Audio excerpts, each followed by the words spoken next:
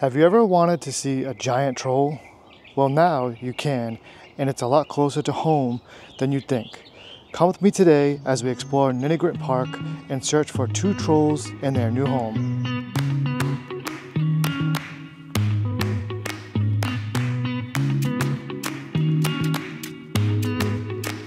Welcome to Charlestown, a town named after King Charles II. This not-so-small town is surrounded by a beautiful coastline and many parks. Today, we are in one of those parks to discover its newest residents. Here in Ninigret Park, you will find many outdoor facilities from tennis courts, soccer fields, a kids playground, and an 18-hole disc golf course. But today, we're here to hike their nature trail and search for some giant trolls.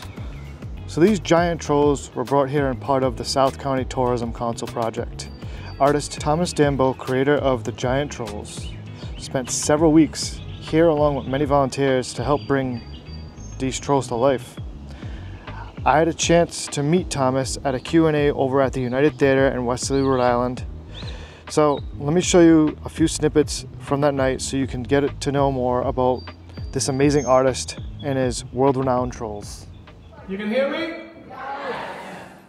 I'm a garbage artist, no dirty wordplay. Trash talk through my last 30 birthday. I'm a dirtbag, I'm wasted and tossed around, but I shine like a treasure in the lost and found. Everyone I meet gets a second chance. Born on 2 feet, 2 second hands. My job is sweet, but yet I like getting canned. Get it? I said that it's a treat when I get in the can, cause I'm a dumpster diver, junk designer, recycle rider, I'm a born survivor. I'm the type of MacGyver that lights a fire with a bit of cider and a windshield wiper. I'm a fighter. I fight for the freedom of trash, and for nobody to lock it up and burn it down to the ash. They call it dirty, worthless, cheap and nasty. I say great, cause I like it trashy. I'm a dumpster diver. My name is Thomas Dambo. And my whole life has been centered around dumpster diving, trash, scrapping, junking, basically just exploring trash. And I've done anything from being a rapper, rapping about dumpster diving, like I just did in the beginning here. I've done music videos where I've made the scenography with trash. I've had TV shows where I was like a judge in where two families were like competing about making the most beautiful house out of, or furnishing the most beautiful house out of trash. I've made a whole city out of junk as a Christmas workshop where thousands of kids would come and make Christmas ornaments and gifts and presents. I've done thousands of birdhouses as street art, and I've made hundreds of installations all over the world. And all of them have this one thing in common, that they are showcasing how beautiful and valuable trash is, because I will in this way try and limit our trash to basically save us from drowning in our own trash. Everybody knew me for putting up birdhouses, and I started also rapping about birdhouses, and you know. And I made like birdhouses that looked like imitated the surface, like this one that I painted. I called them for the camouflage birdhouses. I made birdhouses that looked like different birds, and a cat that was scared because it crawled up in the tree to try to catch the birds. Hundreds and hundreds of thousands of people have expressed their creativity by flipping these pixels on the wall.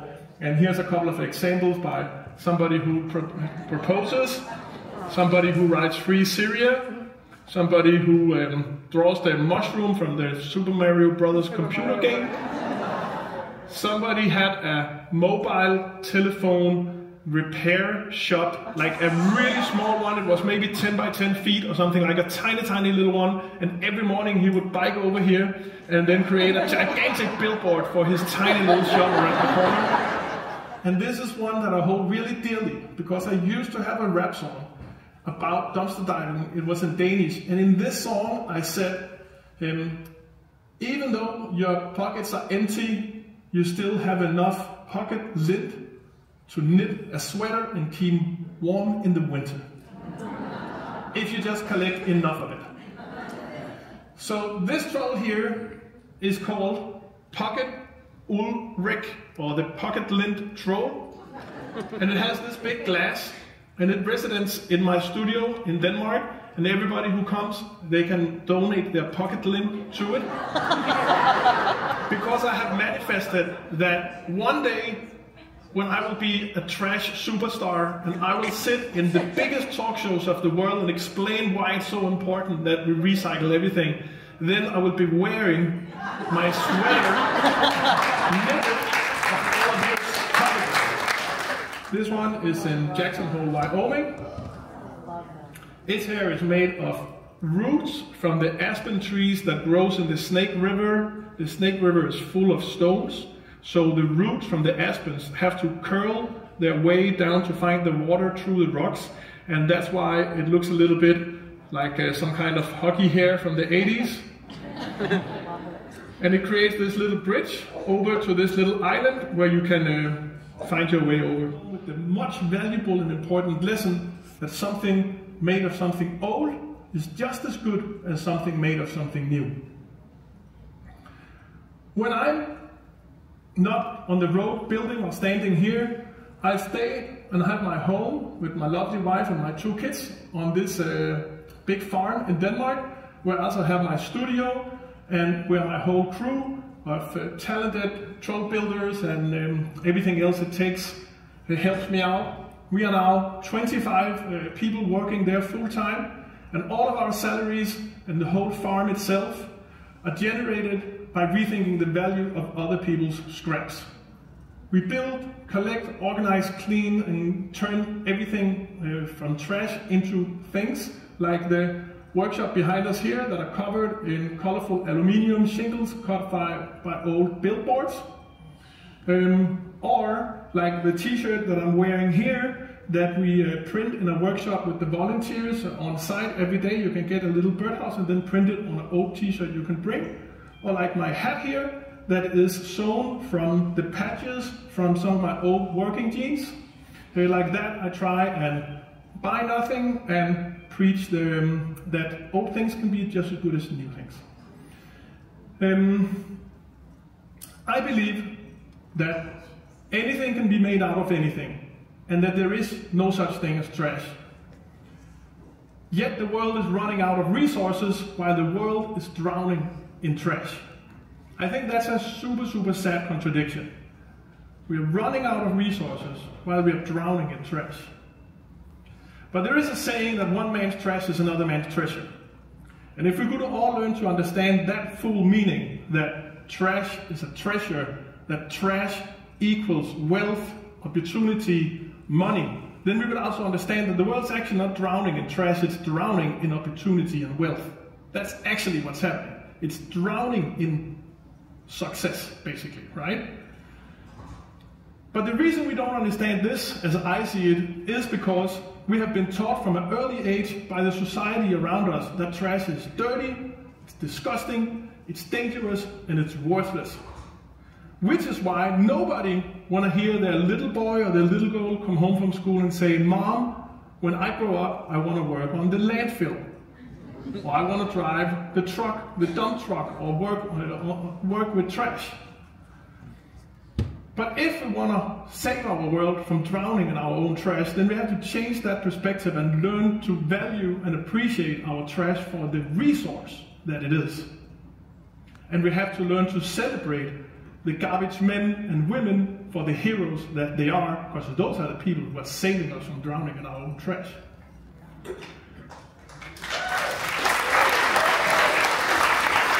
We're on a mission. Where are we going, Sophia? What are we looking for? A park. No, the troll. We know where the park is. We're looking for the second troll. So the first one was cool, but the second one's supposed to be in the woods somewhere, but nobody knows. I mean, somebody knows, but nobody here knows. So we'll find out in a minute.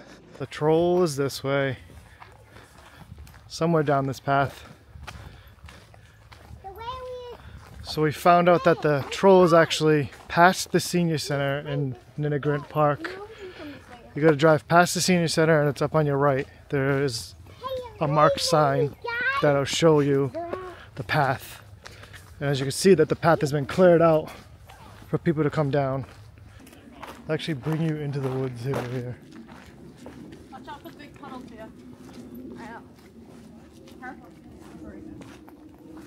Wow.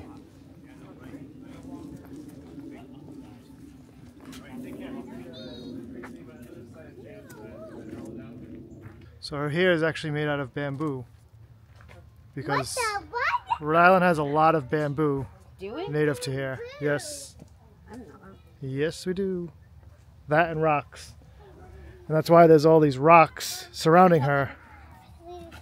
I'm standing in the center of the second troll. It's surrounded by rocks. And right behind me is the troll. Oops. There she is. Big step, big step. I know that all these shells were donated to this project, and everything that's on here is recycled material locally.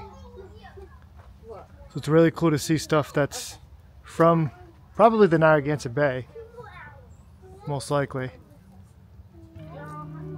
And there's rocks.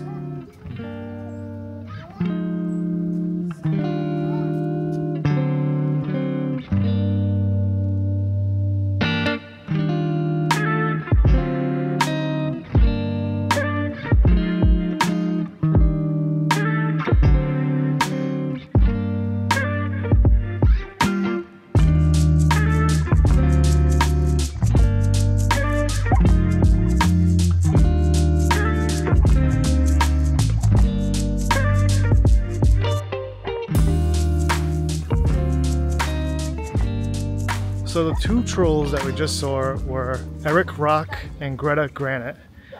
And the reason they're both named that way is because of the fact that Rhode Island has so much bedrock in the area. So as you walk the path, you'll see some really cool tribal features in the woods that represent the troll. So I'll turn you around.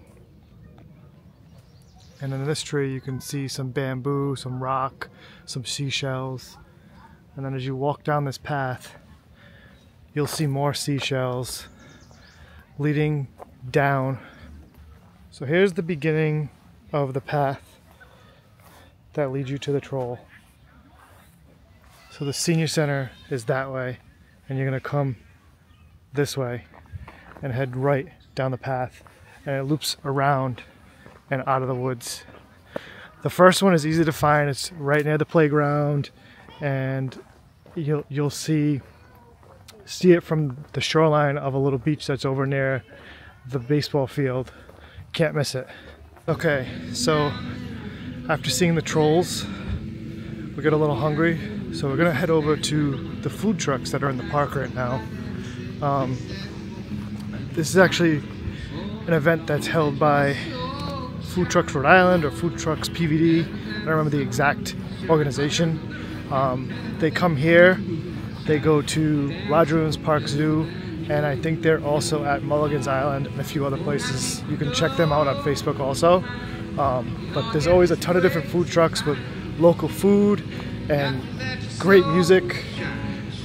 So if you're ever in the area of Charlestown, Providence, Cranston, those are the three main ones that I know of right off the top of my head. Check out the food trucks because it's never a miss. The food is always amazing. So let's go see what there is to eat.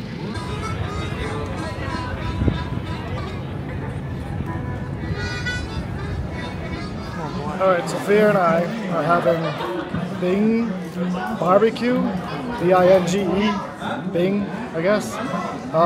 I got the chicken sandwich with the white barbecue sauce. Anybody ever have white barbecue sauce? I never even heard of white barbecue sauce. Got a good sandwich? Yeah. We got the brisket chili. Want to try some of this? 3-bean brisket chili. I'm here with my two friends who got frisky fries.